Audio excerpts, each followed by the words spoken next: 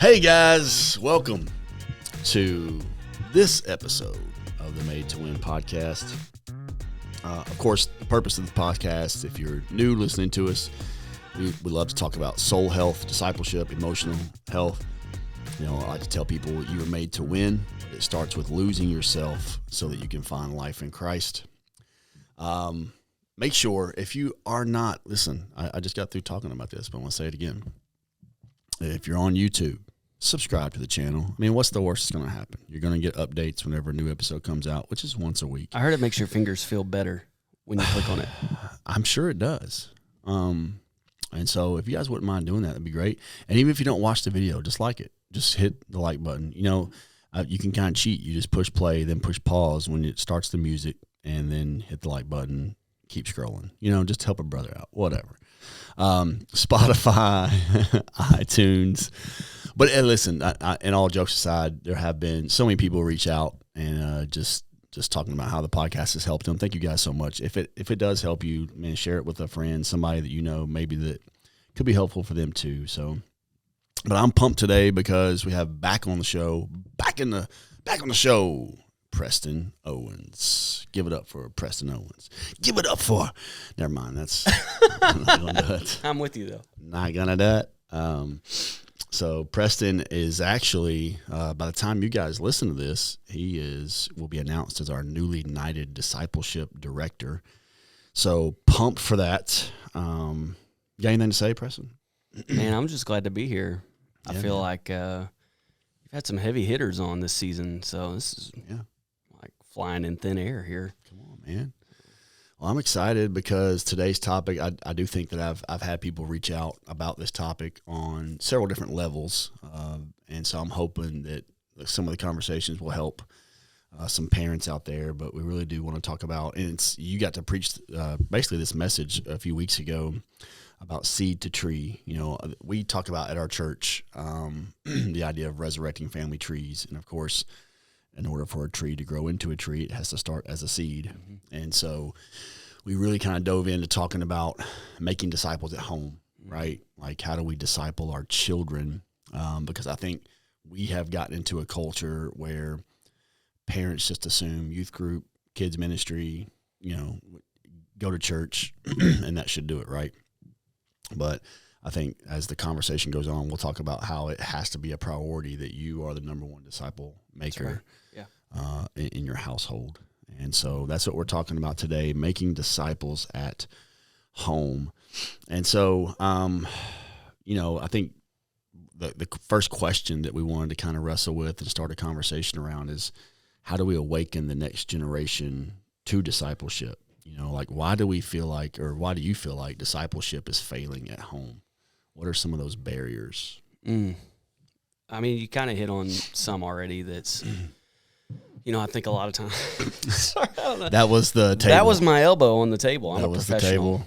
The table. Yeah, the big thing that you've already kind of touched on there too is we as parents, a lot of times we see the parents will kind of abdicate the responsibility for discipleship of their kids to the church, to their youth pastor, to their kids minister, even to the pastor, you know, whoever it may be. It's like, how can I pass this buck along, you know? I think what's difficult is that this is not unique to discipleship or to the church. That's sort of just in our culture at large, the abdication of responsibility of parents to some other institution or some other club or school or whatever it might be. It seems like as parents, this happens more and more as you look at our culture. Education up until 100 years ago was primarily done in the home. In the home, right. And now, very little education is done in the home, and probably more jokes about education done in the home exist than don't, right? Yeah. So yeah. I think that's a big shift just in our culture as a whole, that parents, we have so many services available that help, are meant to help, you know, whether that's education or sports or any of those kinds of things, that we end up taking that same mindset into discipleship to Jesus and involvement in the church. That the idea is that the church will take care of this because, this same idea is taken care of somewhere else too, right? And for me, I think it's so weird because it's, first of all, I want to back up a little bit because I think one of the barriers is that we have believed the wrong gospel. What I mean by that is I think the gospel that we tend to believe or preach is believe, and God's going to save your heart, and then you just wait till you die, and then God will take care of everything else. And that now that you've been saved, now that you believe, just go to church, try to do some good. You're not going to be perfect. All those type things, and so then the goal is like, well, if my kids, as long as they come to faith in Christ or they become a believer, and then we just kind of like it's hands off after that, right? It's just like, okay, well, they believe now, and then. And the other barrier, I think, is this is the only area of our lives, if you think about it, that we treat with abdication. I think about parents who really are absorbed with, whether it's hobbies or sports. I mean, what dad, if he's not, putting his kid through sports or whatever, is not out in not working with them, not sending them to practice, not making sure they're practicing, and they're just totally that is a form of discipleship, right? Mm-hmm. You are trying to form them into the athlete, an image of something, mm-hmm. right? And I think for some reason, this area, because it's spiritual, and this is what I want our audience to hear, this is a spiritual war. And it's one that many are losing, quite frankly, because, I think there's not really a war when it comes to all the other things because it feels, it's a natural flow to live your life that way. It's not a natural flow to say we are going to be super intentional about discipling our children and forming them into becoming transformed into the image of Christ. And I think one of the biggest you mentioned barriers. I think one of the things that I've heard over 10, 12 years being involved in student ministry and trying to talk with parents and things like that, which I've always kind of joked and said, sort of joked, I don't know, and just said, what I've learned about parenting over my years in student ministry is that your IQ drops about 20 points when you're dealing with your own kid. Yep. So, like when you're dealing with your own kid, generally, not all, but a good portion of your ability to think kind of goes out the window because it's your kid. Like they surely aren't this or they surely aren't that. But a lot of the things that I hear are things like, well, I don't want to force anything on my kids. Right. And you said this earlier, that, this may be one of the only places where we would ever say anything like that. Yeah. Because this idea, like, sure, I get in 2022, very common, cute thing to say, I don't want to force religion on my kids. I don't want to force them to do anything. I want to let them just kind of do their thing. It's like, well, okay, play that out in like your kid's safety. Right. Because we wouldn't ever say that when it comes to your kid's safety, like stranger danger, that kind of stuff. Like you would never say, well, I don't want them to get into that car with a stranger, but, I don't want to force anything on them. Right. Like, I'm not going to force them not to. So, maybe today there are some parents that would parent that way. I don't know. But I think that's an extreme example. But, you have the superficial stuff, right? Like, I'll be honest with you. I'm definitely going to force Tennessee sports on my kid. You know what I mean? Like, that's a great example. It really is because nobody else would be like, if you're a UT fan out there and somebody tried to put your baby in Bama gear, you're not going to go, well, I'm going to let them try to choose for themselves. That's a superficial example, but it's 100% But true. It is cool to kind of look at the extremes there, right? Yeah. To say that somewhere in the middle of both of those, the ridiculous extreme over here with sports or the ridiculous extreme of the safety thing in the car, like somewhere in the middle of that lives the way that we disciple our kids. Like somewhere on that spectrum of, completely silly to like overly serious is how we take this. And when I hear that, I don't want to force anything on my kids. Really what I'm hearing is usually that parent that would say that grew up in a home where there was a huge discrepancy, a huge gap between the Jesus they learned about at church or read about for themselves in the Bible and the Jesus followers that they lived with. Right. And so really what they're doing is they're trying to overcompensate for someone's poor job of discipling them. Yes. Yeah. Throwing the baby out with the bathwater yes. type thing. And I think that's so true. And I think the scripture you shared, during your sermon, I don't know if you have it pulled up there. But like if you are a Christ follower and you believe the word of God and you believe what it says about, raising our children and making disciples, it's kind of hard to overlook this really important verse. I think it's Deuteronomy, correct? Mm-hmm. Yeah, Deuteronomy 6, 4-9. So this would be even beyond the Christian tradition to the Jewish tradition, the Hebrew tradition that, preceded Christianity. This had become really a way of life. Mm-hmm. It was kind of, we talked about in that message that it was Moses' some of his final words to the people of Israel, like, you're about to go and conquer and take this land. So don't forget, don't forget these things. Yeah. You want me to read that? Yeah. Read that. So Deuteronomy 6, 4-9. It starts with a word, just says, listen, O Israel, the Lord is our God, the Lord alone. You must love the Lord your God with all your heart, all your soul, and all your strength. You must commit yourself wholeheartedly to these commands that I'm giving you today. And here's really where we get into the charge as a parent. Verse 7, it says, repeat those commands that I'm giving you today that you're committing to wholeheartedly, right?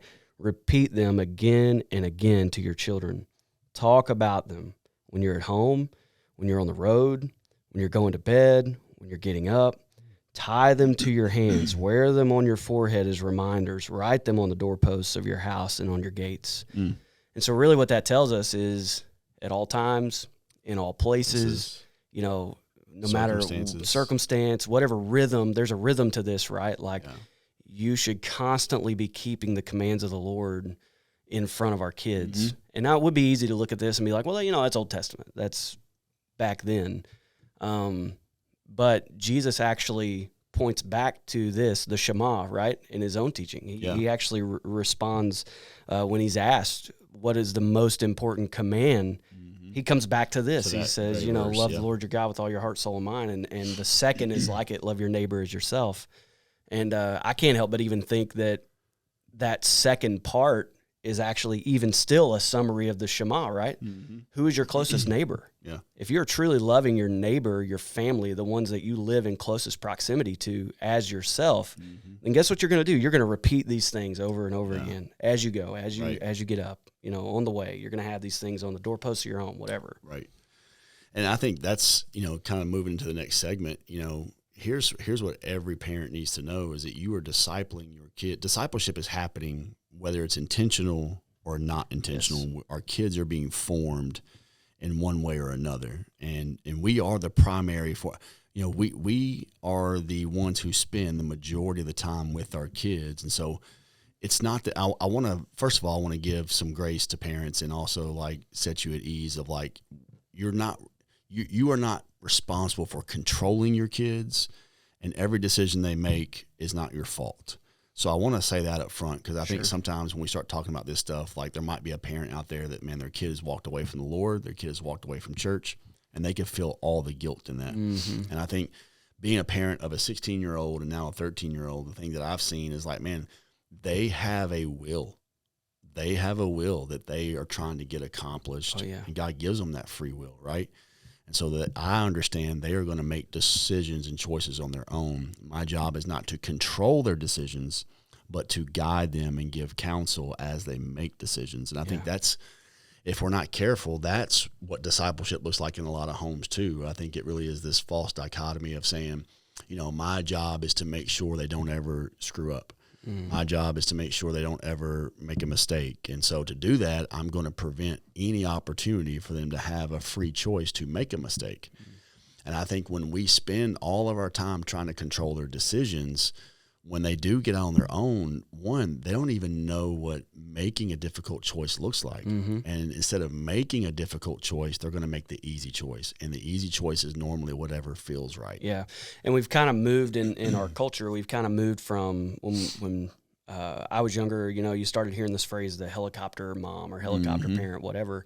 You kind of moved in our culture from this idea of like helicopter hovering and like pointing and, controlling or whatever, to now even more so than that. It's like parenting, or it's like parents living life for their kids. Yes. Like, I'm going to so shield my kids from every decision and I get it. Like the heart behind it really, I think, is noble. Like, I don't think it's all just control.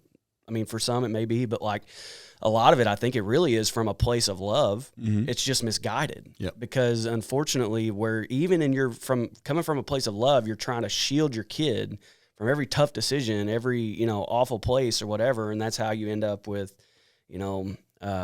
one example of this for me would be like what my parents would never do for me. And I'm glad they never did, but it was like playing sports in school. And it was like, I would come home from the game in junior high and, I'd ride the bus to the game, get in the car with my parents afterwards. And I would just complain because I never got to play, never. And I'm so grateful that my parents said, like, well, obviously somebody's working harder than you are. Obviously somebody's practicing more than you. Somebody's contributing to the team more than you are. Yeah. So if you'll just keep working, eventually that'll come.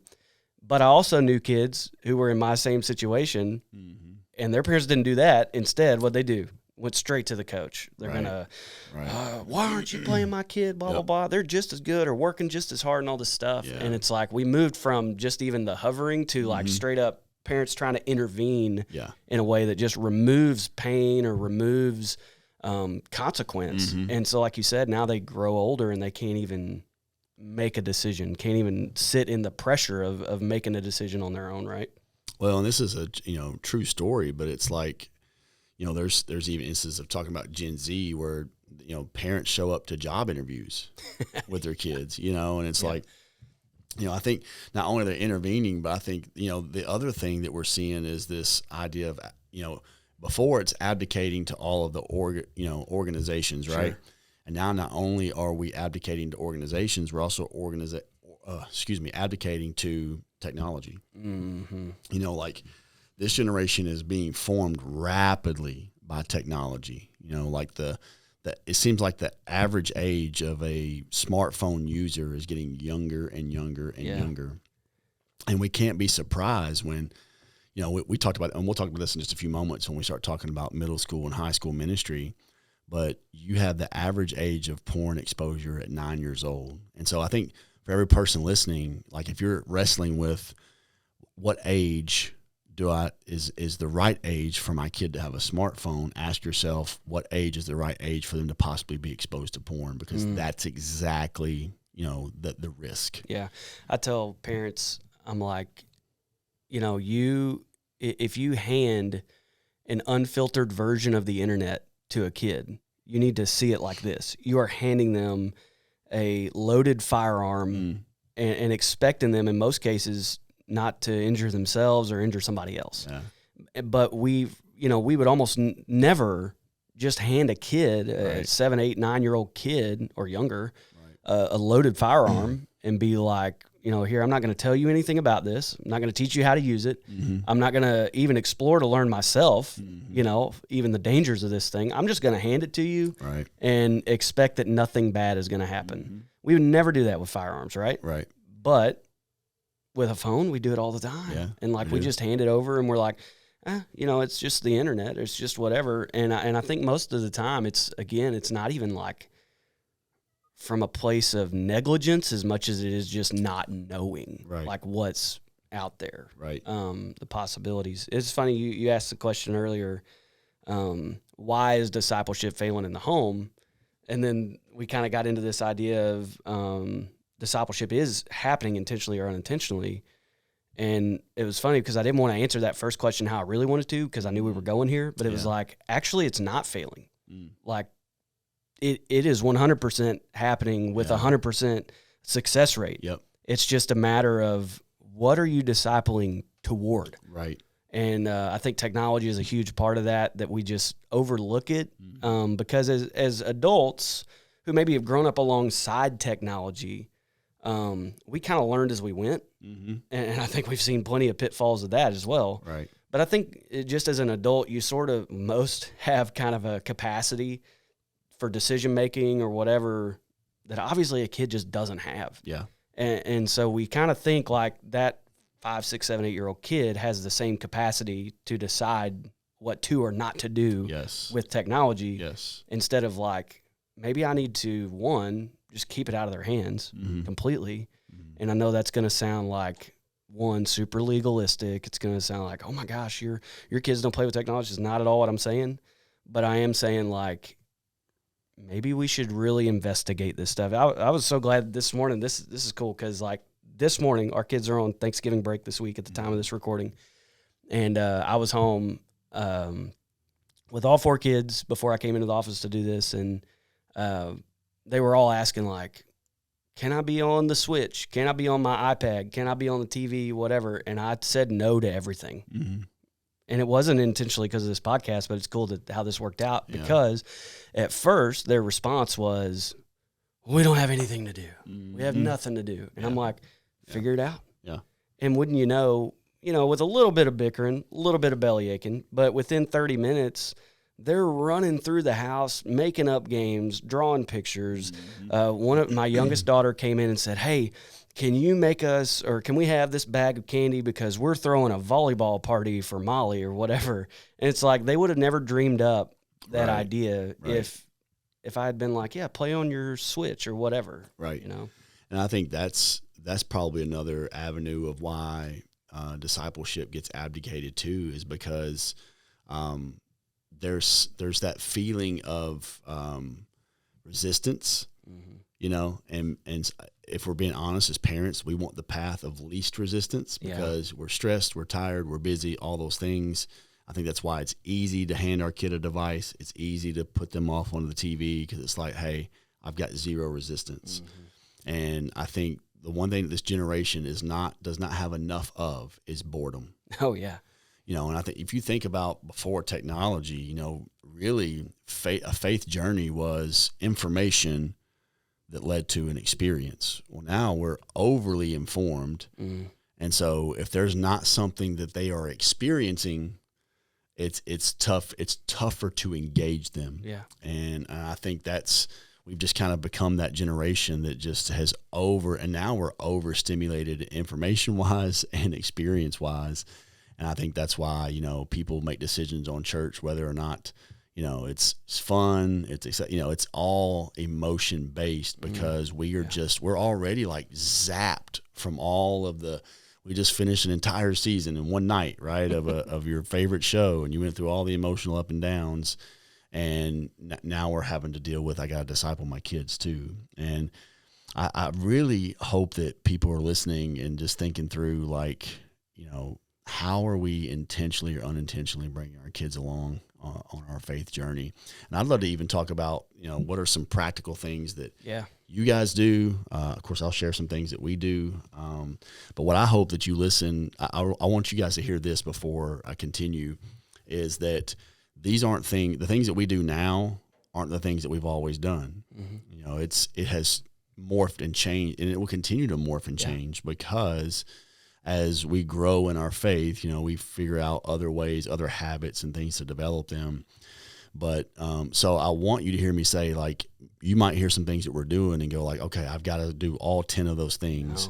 And what I would encourage you to do, and we'll talk about this after the podcast is over, but find 1 or 2 and just say, hey, this is what we're going to implement in our home and see if it doesn't start making a difference. So I don't know if you want to go first. Yeah, and eventually those things will become like breathing. Yeah. You don't think about it. Right. Like they just become a part of what you do. And I think even that's the beauty of the Shema, right? The Deuteronomy 6, like it is intended to become just a part of your everyday life. Like the things of God, the conversations you're having, should just become a part of that. So that would be the first practical thing I would say, is more so than like buying a book, getting a certain resource, reading something, whatever. The first thing really is just intentional in the ordinary. Yeah. I remember a moment that I kind of had like this where I guess this is kind of where a lot of this really started to take off in our family, maybe 2 years ago, something like that. And I was driving the kids to school, and I remember it was just dead silent, which for me, because I have a busy mind, I loved it. Yeah. Personally, that was amazing. Yeah. because it was like, man, I love the quiet. I love when my busy mind has quietness to run. Mm-hmm. And that's the thing, is it may have been quiet in our car, but it wasn't quiet in my mind. Right. You know, but for some reason or another, and God got my attention in that moment and was like, what are you doing? You know, you're driving your kids to school. They're literally buckled into a seat in the same space as you. Like, right. They can't go anywhere. Yeah. And you're not using this opportunity to talk about the things of me. Right. Like, and so that really started where if you need a place to start on your drive anywhere. Because most of the time it's filled with what? Music, TV, movies, DVD tablets, player, whatever. Tablets, and a lot of this stuff is like find and replace. Mm-hmm. You know, it's finding those places where we're Yeah. doing this, and now we need to replace it with something that's of higher value. I'm glad you said that, because I think that's another thing that I would want our audience to hear is, because some of you are like, I got to add something else to my life, when in reality, I've been saying this for months to our church. It's a drop your nets moment. And when Peter, James, John, Andrew all dropped their nets, it was a sign of we are reprioritizing our life to following Jesus. And that's what I would say is you're probably going to have way more time to do some of these things when you realize how much time you're spending on things that are forming them in the opposite direction. 100%. Yeah. And I think that's kind of what's cool about that is what goes into, I think, one of the first things we brainstormed about. And both of us, it's cool because we both kind of fell onto this thing about the same time with our families, but separately. And then we came together and we're talking about it. I was like, it's like the Spider-Man meme, but in that same deal with the find and replace, a lot of times what you got to do is a good hard audit of your time and know, where is my time going? Which leads to but not every Sunday night. I'll admit, we try to do this every Sunday night. Right. It's not, always going to happen, but as much as we can keep from scheduling anything over it, our Sunday night, we do a family meeting. We have a family calendar. If you're looking for a really good resource, there's a guy, Jefferson Bethke, maybe you've heard of him before. He's involved with a group called Family Teams, and they actually put out a calendar called the Family Plan Calendar. We'll try to link that in the notes, I think is what you're supposed to say on a podcast, right? Sure. But we'll try to link to that. But this is the calendar that I think we both use in our families. But it really, all it is it doesn't matter what you put it on. You could put it on a piece of poster board if you want, but just a way of writing out, what does our week look like as a family? Where are we all spending our time, both individually and together? And then bringing the kids into that process. Most of the time, adults don't even do this with each other. So like a husband and a wife almost never do this stuff to even know what's going on with two people. Well, I have 4 kids. When you start talking about gymnastics and softball and baseball and soccer, because we do all those things too, we just try to be really intentional about the time, right? And so when it comes down to it, you've got a lot of different things you're trying to manage, and you can either let your time manage you, or you can manage your time and decide where it goes. And I would dare say, if you're not managing your time, you're not probably discipling intentionally. Right. Because that's probably, in my mind, the first, what is it, Dallas Willard? Was it Dallas Willard that said the greatest enemy to everybody's formation to Jesus? And this was years ago, right? Right. It's hurry. Was hurry. Yeah. You have to ruthlessly eliminate hurry from your life. And gosh, if he only knew what 2022 looked like. Yeah. Right? That's wild. We also use the family calendar. We do what's called, I've shared this on our podcast before, but it's called Table Talks, TABLE. It's an acronym. T is thankful. We just go around, once we go through the calendar and figure out the week and all that kind of stuff, then we'll talk about what we're thankful for. A is ask, how are you doing? How can I pray for you? B is Bible verse.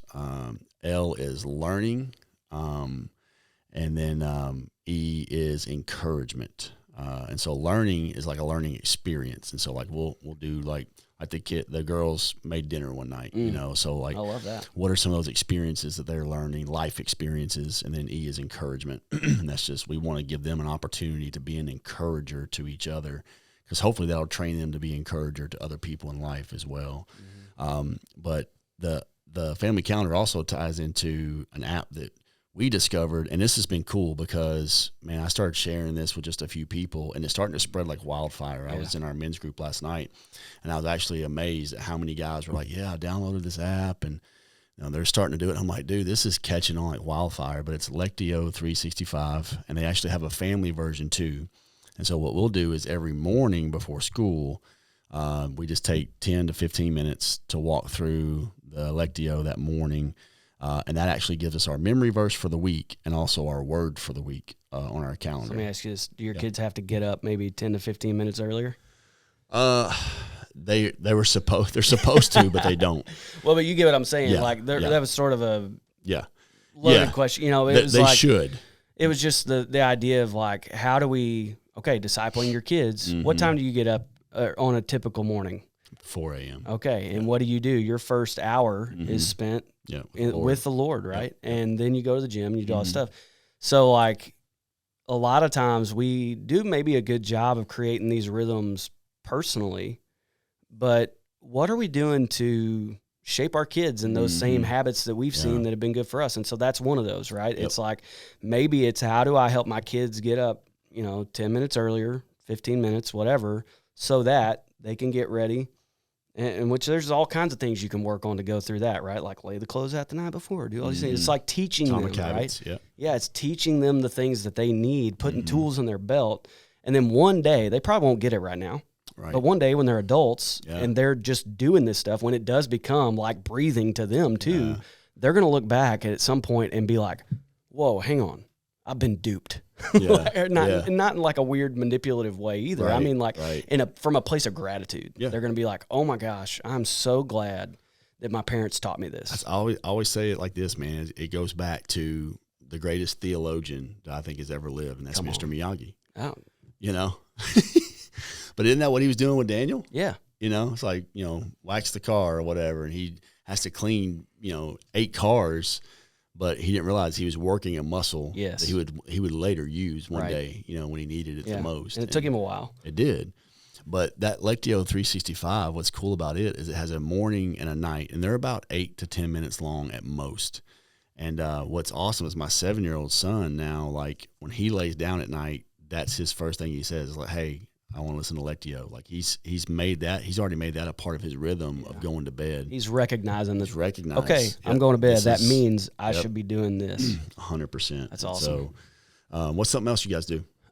One thing that we've kind of picked up is on that drive, because again, it was that whole find or replace thing. I wanted, and we just started this school year, but it was on the drive to school. We're all together in the car, which my wife, like we're all kind of on the same rhythm now. All 4 of them are in school, so like we're not going multiple places. So on the way, we will just say a short prayer together. And it's something that I think I picked up most of it, or maybe modified it from something I saw in Habits of the Household. Great book. James, wrong 3 name. Nope. Justin Whitmore Early. I almost said James Emery White. No, but 3 name people, what I'm it's saying? It's not James Earl Jones either. Not him either. Anyways. Sorry. I had to, the microphone. Yeah. He was also Mufasa. Yeah. Mufasa. Yeah. Welcome to our brains, guys. Yes. So on our way to school. What were we talking about? Yeah, on our way to school, we'll pray, and so I have like a line, and then the kids will repeat a line, and I try to I started out where it was always when we passed the high school on the way. That was what was my sort of mental trigger to know, like, all right, guys, are you ready to pray? And then we would do it, and it would get to one of those mornings where I would forget, and we would pass the high school, and then my youngest, my 5-year-old, would say, Dad, we didn't say our prayer. It was just cool, like you were talking with Truett. It's cool to see that they start to notice those things. Yeah. But it's real simple. I'll say Father, Son, and Holy Spirit. They'll say, thank you for this day. I'll say, bless us as we. And they'll say, work, study, and play. I'll say, be present with us. They'll say, in all we do. And I'll say, and may we bring. And then we'll all together say, glory and honor to you. Amen. That's cool. And so it's like, I grew up in one of those church traditions where, like, I didn't know you could memorize a prayer. Like, I didn't know that was okay. Yeah. I thought you just were supposed to, just kind of roll with it and say God a lot and Father a lot. And if you weren't doing that, then you were probably not as spiritual or whatever. Right. But this was a cool thing for me, even teaching them just to be like, hey, you can write this out. Mm-hmm. You can plan a prayer. Yeah. You can plan something that you want to bring to God every day. Yeah. And so we do that on our way to school every day. Something Wade Joy said on our podcast I thought was so good, and because you were talking about this idea of growing up in a legalistic home. Like some of these practices, like for some people, it's like, man, I think there's this line of where people make it legalistic, right? Mm-hmm. But what I love what Wade said is like all the things that he grew up calling legalistic actually became an excuse not to have any discipline. Oh, yeah. It's just like you just run from it so much, calling everything legalistic instead of evaluating, going like, how do I love the Lord? What practices do I put in place to show that I love him? And I do it out of love and adoration, not if I check this box today, God will love me. Yeah, that's right. And I think that's what we're teaching our kids is like, hey, the prayer time, the devotion time, these aren't the things that we do to get God's approval. They don't make God happy. That's not like just to make God happy, yes, with right, us. Right. Like we're so messed up. God was so angry that he had to send something to fill this gap, that we messed up or whatever. Mm-hmm. Like that's so far from the heart of God. Yeah. And I think if we could tap into that and know that it's like, no, God wants you in community with him. Yep. Because he loves you. Yep. We mentioned the resource, the habits of the household, and that's one of the practices that I picked up out of there that I kind of combined a little bit. But we actually do the Shema prayer as a family before we eat. And we have 3 candles on our table. I'll light those candles and I'll just recite that prayer, and Shema means to hear. And that whole verse that you read in Deuteronomy is, hear, O Israel, the Lord our God, love the Lord your God with all your heart, mind, soul, and strength. Love your neighbors yourself. Like it's been an ancient prayer, and it's a prayer that was actually instructed for them to pray.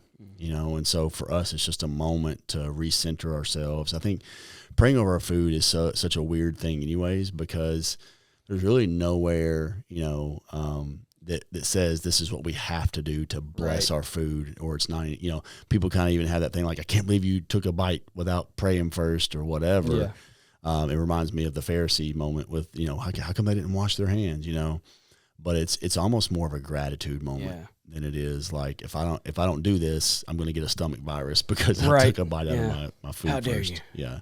Well, and I even, when I do pray at meal times, I almost always will include like, and God, let us always remember more or less that this life you're giving us through food is meant that our life would bless you. Right. Not just that this would bless us, but that this is the whole point of this meal is that my life would bless you. Mm-hmm. No, it's so good. Here's some resources for you guys that kind of help shape some habits too. I can't say enough about the book, The Intentional Father by John Tyson. Absolute gold mine. It's on my next up list. Playing the Man by Mark Batterson. There's some similarities to that in The Intentional Father. Raising a Modern Day Knight. Habits of the Household. We mentioned Jefferson Bethke earlier. He and John Tyson, because they released books at the same time about family and intentional parenting, they do a podcast called the Intentional Family Podcast. I think it's only like 7 to 9 episodes long. But, man, great podcast for you to listen to. You got the Lectio 365. Here's one that I really I guide my kids to help them understand the Bible better, but it's the Bible Project. Yeah. They have an app. There's also devotionals on the YouVersion app that are lined up with the Bible Project. Yeah. But it's usually like another 8 to 10 minute video that will give you overviews of the books they're reading. So, for instance, I'm walking my 13-year-old through her discipleship program right now, and which again adapted from The Intentional Father, and so we're starting with the Gospels. I meet with her once a week to teach her how to read the Bible, how to pray, how to journal, and I'm slowly walking her through that. But I'll have her watch the Bible Project before she jumps into it. And so what's powerful is like, here she is, she's 13, she's reading the Gospels, she's memorizing Scripture, she's placing these habits in her life that I hope by the time she's 20, 21, these are staples in her everyday life. But I just want to encourage you parents, I mean, that's just coming from resources like The Intentional Father, Playing the Man, things like that. I'd say if you have smaller kids, especially if you go to Generation Church, if you're here at our church, our preschool ministry utilizes what's called, was from Life Church, Craig Rochelle's church in Oklahoma, or all over the place. But they also are the ones that put out the YouVersion Bible app, but they actually have a specific YouVersion Kids Bible app. So if you didn't know that, it is super cool. It's interactive, especially if you have an iPad. It's a little bigger screen. Like it's really cool. YouVersion Kids Bible app. But here's what's powerful if you're part of our church is that the curriculum we use with kids actually looks and feels exactly like the Bible stories on the app. So they're the same stories, the same thing that they're doing in class on a weekend is what's available to you at home through the YouVersion Kids Bible app. My kids love it. There's a little activity there. So especially if you've got little ones, preschool age, something like that, that one is really great. Yeah. I want to shift gears a little bit because I think this is a super important topic that is going to be an ongoing conversation. I can't wait. I think I'm actually going to preach about this a little bit at our Vision Rally. So if you're listening to this podcast, if you went to Vision Rally, you've already heard this message. But it really is this idea of the damage of the Great Divide. And what I mean is like next gen ministry, how it's impacted young adults and how parents have placed a priority on the church to be the main discipleship avenue for their kids instead of the church not being the priority, but the church being a partner. Yes. And how we should be partnering with parents, but we are not the priority in discipling their kids. And man, this is for me, this is a very important topic because I think we're seeing more and more students when they get to be the college age, they find themselves disconnected from the church. They find themselves, and I think as a parent, here's what I've always said is that people really don't care about a specific topic or subject or theme until it hits home. Mm-hmm. And when it hits you personally, all of a sudden your theology is questioned. It has a face. Yeah. Your theology, you start questioning your theology that you believed your entire life. You start questioning everything. And there's almost like this anger that rises up because you want to know who is responsible, right? And I think it's everybody. I think everybody's responsible. Yeah, I came out of 15 years of student ministry, and here's what student ministry looked like, when I was doing student ministry, was you didn't have a church that had ministry for students. You had 3 different churches. That's you right. had a kids church. You had, because most of the time student ministries had their own unique names. They had their own unique vision statements, their own values, their own building. Yeah. And then we were wondering why when they were adults. And we even said, I hope that we need to kill this language in our own church. And it's this verbiage of big church. Yeah. Because what we are actually doing is we're reintroducing them to a completely different church when they graduate high school or when they get out of middle school or elementary school, instead of they are a vital part of the body of Christ throughout their young adult years. Mm-hmm. And so what we've created is that, well, you had a church for me when I was a kid. You had a church for me when I was a middle schooler. You had a church for me when I was a high schooler. Why don't you have a church for me when I'm in college? Mm-hmm. Instead of realizing we do have a church for you. We do have a place for you. Yeah, it's the same one we have every Sunday. But what we have done is we've created a model where discipleship is more about attractional. I've always told people, like, whatever you do to get them there is what you're going to have to do to keep them there. Yeah. And unfortunately, to get them there, it's never been about, like, following Jesus with seek first the kingdom. Sure. It really is like we've got to figure out how do we entertain them better than Netflix does. For the longest time, that was the thing. It was like, this is the alternative, like you can go and do all these things and connect with your friends over here at this party or that or whatever it might be, and then the church is going to offer an alternative that's loosely based on Jesus. Right. Right. The problem is now in a more and more digital society is that these students, they don't need a third place. You know, they don't need, you know, just speaking the language we talk about a lot, like you've got your first place, your home, second place, your school or your work or whatever, third place. Like most students don't recognize their need, I should say, for a physical third place. Their third places are Instagram, TikTok, video games, whatever it might be. And I think the church has just taken a long time to really figure out that, like, trying to be that third place for students, especially in that. Yeah. I don't know. Yeah. I think it may be a losing endeavor, you know? Well, it usually ends whenever you get your license, right? Because that's the first time you've got freedom to go find a third place. You know, because this is your third place. You got nowhere else to go. Yeah, because my parents are dropping me off at 5 o'clock or whatever, you know. So now, like you said, it's causing everybody to sort of reevaluate student ministries. And it's not even to say that, like, having a time that everybody meets is bad. That's not at all what I'm saying. Right. I think that's vital. I think showing the students that there is a need that they don't perceive is huge. They don't think they need this, but what is normal, you know, the whole third place is Instagram, TikTok, whatever. Like, well, what that has led to is, you know, deeper amounts of anxieties and depression and suicides and all these different things that science, right, has even pointed back to and said, this is why. Right. So they don't perceive it as a need, but we need to show them the way, right? Sorry, I got off on a tangent there. No, you're good. I think this is what I would tell parents, because I love what John Mark Comer says. He says, nowhere in Scripture is disciple used as a verb. Yeah. And so people will say things like, what are you doing to disciple my kids? Or, you know, how are you discipling people? Well, first of all, it says to make disciples, not to disciple people. A disciple is somebody who has made a decision to be an apprentice to Jesus, to be a follower of Jesus. Now, what our job is to equip, to teach, to model those things to follow Jesus. But it is not my job to force your kid or to force somebody to do, you know, you're not just sitting there as a lump of clay going, somebody, you know, make me a person of prayer.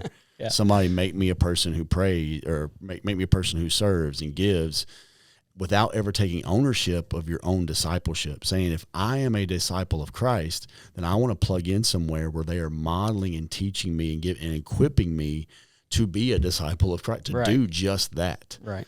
And I think for too long, we've treated discipleship like, what 12-step class are you going to give me so that I can attend this class and be a disciple or whatever. And this attitude has crept in to where we don't take any kind of responsibility in our own investment, in our own following Jesus. You know, I think about the story of Philip and the eunuch, right? Yeah. I mean, here's a guy, he shows up, presents the gospel. Hey, there's some water. Why can't I be baptized? Let's go. Baptizes him. Oh, and by the way, Jesus makes Philip disappear. And it's like, well, there goes his discipler. Yeah. Yeah, what happened to that guy? And we don't know. Yeah. You know, and I think there's this sense of, like, because I tell people all the time, here's what I've learned over the years, is that I have been discipled by so many different people, some very intentionally, some unintentionally. Sure. You know, I tell people, man, my greatest mentors don't even know me. You know, because I've read all their books. I listened to all their podcasts. I've watched them from afar. I've watched them through social media. I've watched how they treated their families. I've learned more from people like that than the people who sometimes are in person aren't who they really are, you know? Yeah. And I think if we're not careful, you know, especially, and this is something we're trying to address in our own student ministry, but it really is like, I think the thing that we have got to do in the Big C Church that is going to help bridge that gap is, one, figure out, how do we equip parents? Yes. Not just what are we doing to get students here, but how are we equipping parents to have gospel conversations, discipleship conversations? Now, here's the hard part. A student ministry like ours, we reach a lot of kids that their parents don't go to church. That's right. You know, and so then it becomes like, who are the people who are taking time to invest and spend time. Because here's what I would tell people: the main requirement for discipleship is availability and relationship. Mm-hmm. That's it. Availability and relationship. And it's got to be more than just an hour a week. Yeah. There was kind of a movement a while back that was like, I say a while back, it was probably like 10 years ago. I don't even know now. But it was like this fraction or whatever. And it was kind of student leaders and youth leaders, kids leaders that were trying to get across to parents like, hey, we have 1 in 168. Mm-hmm. You know, best case, most of the time, we have access to your kid for an hour, 1 hour of 168 hours a week. So then that caused me, as I was even just thinking about that, I was like, okay, well then who are the next most influential people? Obviously it is parents, but also I think something that could be a miss is like, how do we help those teachers that are already a part of our church who have like massive amounts of time and influence on these students, these coaches? Like, how do we partner with them too to help them recognize the influence that they have? Because many of them are, you know, believers and want to see a difference made in these students' lives, or else they wouldn't coach, right? You know, and so they're already on that train anyway, and surely they know that if they're able to do some of this, it's like actually going to make their team function better too, you know. So anyway, I just always think about like, what are those things, even getting creative outside of just like our thing we're putting on. And again, I'm not even saying like throw out the thing you're putting on, because that is the thing that maybe gets a kid in the door, maybe that their parent will drop them off at, but it's like, how do we start to shift even the way that we speak to these students? That's an invitation. That's like, and that's what I started to say is like, I don't think that we've raised the bar high enough in challenging them to do stuff outside of Wednesdays or Sundays, right? You know, I love the story of Tyler Staton, where he was just basically challenged by his youth pastor. And here's a 13-year-old kid who walked around his middle school and prayed for it every day. You know, like those are the type things, because this generation gets bored so easily. If we are not presenting something so challenging that it stretches them, they're going to be bored with whatever it is that we're teaching them and giving them. You want to know why I think a lot of times we don't put that challenge out? Is because we're afraid only one will take it. We want the things that throngs of kids are going to show up or whatever. And it's like, yeah, but you know what? If whoever that youth pastor or leader was that challenged that one kid to that extraordinary thing, we don't know. He may have challenged 100 other kids to do the same thing. But he may have been the only one that did it. And look at the difference. Absolutely. Writing books on prayer, pastoring a church in Oregon. I mean, like, I think you're 100% right. I think the thing that most churches, and this is church in general, not just student ministry or kids ministry, but I think the thing that sometimes we're not willing to trade is attendance or the crowd. You know, like if we go this route, that means the crowd might shrink because they're, and it's like, well, look, here's the thing. That crowd's going to shrink anyways, because right now it's shrinking every time they get to 16, 17 years old. Look at Jesus. Right? Thousands following this guy. How many were there at the cross? Not thousands. So, and here's what I would put like a really tough challenge to parents listening, of teenagers. Like, here's the thing that's frustrating. Like, ask yourself this: would something that we challenged your kid with be welcomed and encouraged and lived out at home? Yeah, that's good. Because if it's not, we're fighting an uphill battle. Because the culture you create at your house is the culture we are fighting against.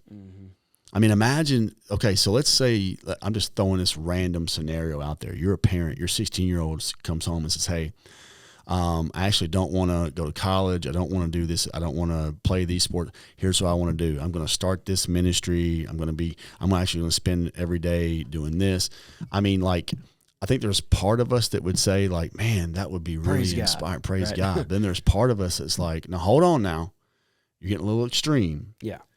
And I think that is why, like, people don't understand the warfare we are fighting right now. And that it's been an ongoing fight since, you know, the beginning of time. But culture is constantly fighting for us to keep our faith private. there is how is our faith impacting culture? How is it impacting the high schools, the middle schools? Because if we build the largest Wednesday night gathering or the largest Sunday morning gathering, but our schools aren't changing, our homes aren't changing, workplaces if nothing's aren't different, then what's the point? What is the point? Yeah. And I think that is the challenge, is saying, like, how do we counterform? And that is the thing that we need to understand when it comes to discipling our kids. You are going to have to counterform them from what's being formed in them at school. Yeah. And even be able to be humble enough to say, I may have to counterform some things I've already formed. Yes. And I can tell you too that, like, one of the most powerful things you can do as a parent is to admit that to your kids. Yeah. And be like, hey guys, confess it.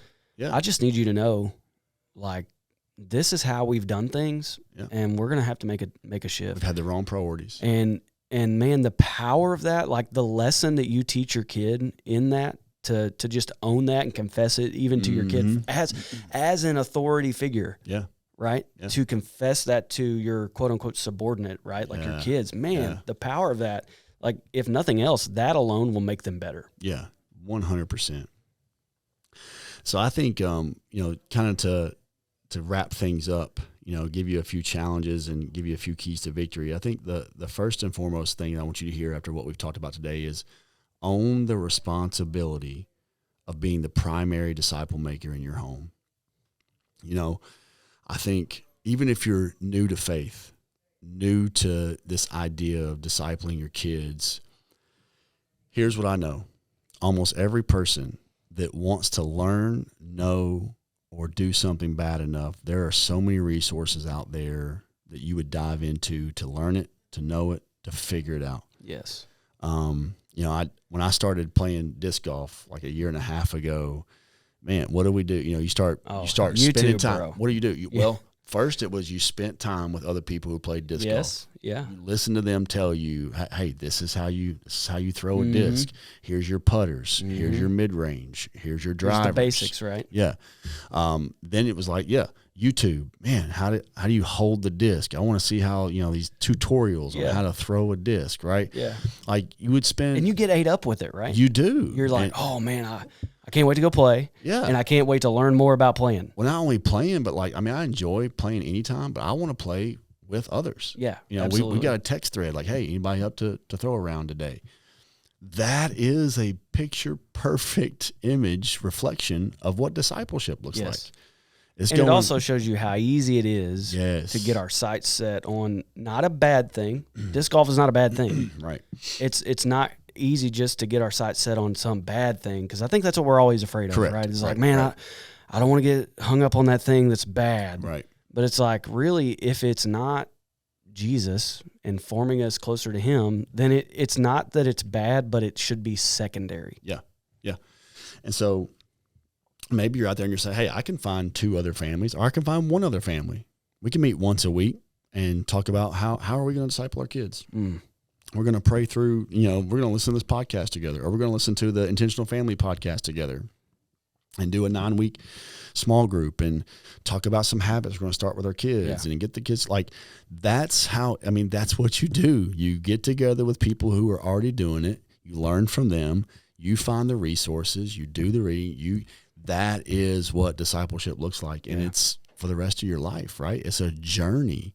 So that's the first key to victory I would give you. The second one is to start somewhere and start slowly. Maybe it's like, hey, we're going to do the Lectio 365 thing every morning, or you want to start every night, whichever's best. Because I think what I want to give you grace for right now too, I'm glad you brought it up earlier, is know the season of life you're in. Mm-hmm. Like if you got small kids, I get it. Like your sleep schedule, it's not going to be a regular rhythm, but there are still rhythms of your day that you can figure out things. Or I love what you said, on the go or on the way to wherever. Those are ways that you can start somewhere, start slowly. Find those things that you're already doing and then find a way to honor God in those. Yeah. Yeah.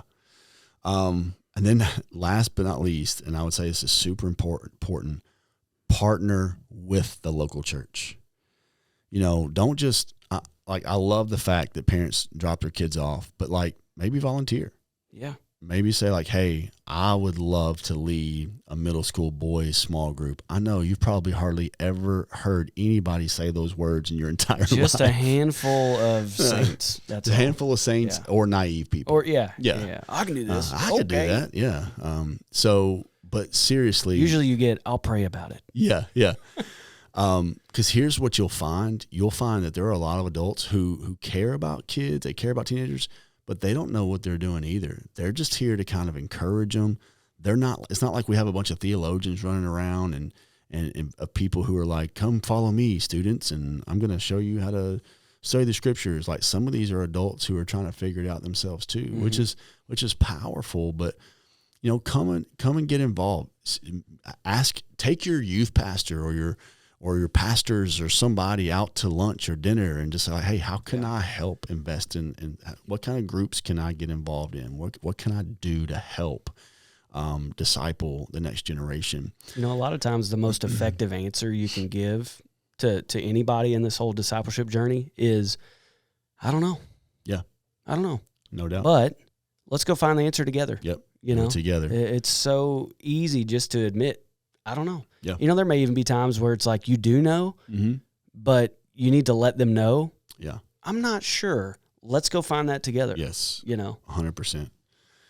So, listen, this is a topic we could sit around all day. We could probably spend an entire season just talking about some of this stuff, but hopefully we're giving you guys some practical tools to at least get started, ask questions, those type things. If you're new to faith, if you got young kids, give yourself grace, give yourself patience. And here's what I tell our staff and our leaders is you want to try to lead your kids and others to the well, but it doesn't matter if you haven't drank first, because the only person that's ever going to sell anything in their life are the people who are actually diving into what they're trying to sell. And those are the people that you can convince anybody to do anything. And your kids and other people want to know, like, man, is this worth it? Because we can't just disciple our kids because we don't want them to go to hell or we don't want them to make bad choices. But it really is, man, I want them to fall in love with Jesus just as I am falling in love with Jesus. That's right.